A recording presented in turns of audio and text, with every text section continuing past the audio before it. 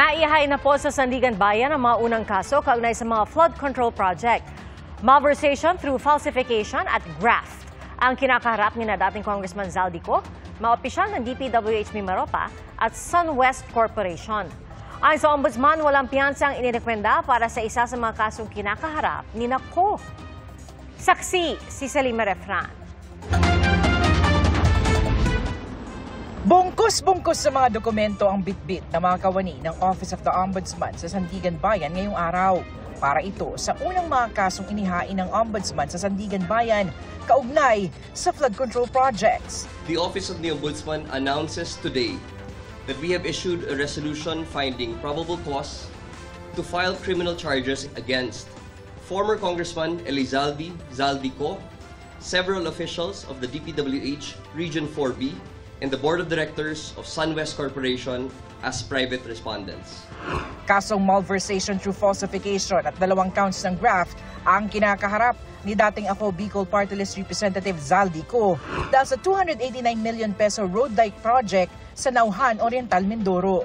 Kinontrata ito sa SunWest Incorporated kung saan founder at tinuturong beneficial owner si Ko.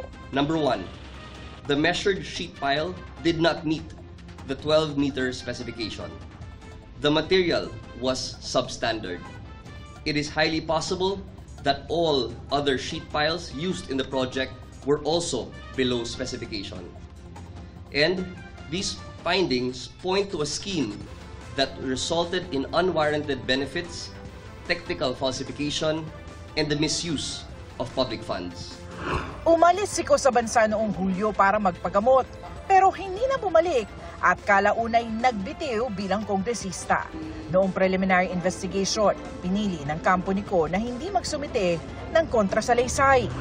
Nauna nang sinabi ng Ombudsman na kailangan makapaglabas muna ng arrest warrant laban kay Ko bago hilinging makansela ang kanyang pasaporte. Kasunod ng pagsasampa ng mga kaso, iraraffle ang mga ito para malaman kung aling dibisyon ang hahawak sa mga kaso. Ang mga dibisyong hahawak sa mga kaso magsasagawa ng judicial determination of probable cause bago magdesisyong maglabas ng warrant of arrest.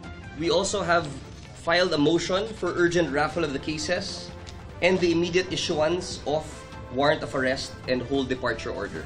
Because the amount malversed exceeds 8.8 million pesos and in line with the law and jurisprudence, the panel of Ombudsman prosecutors has recommended no bail for the malversation charge.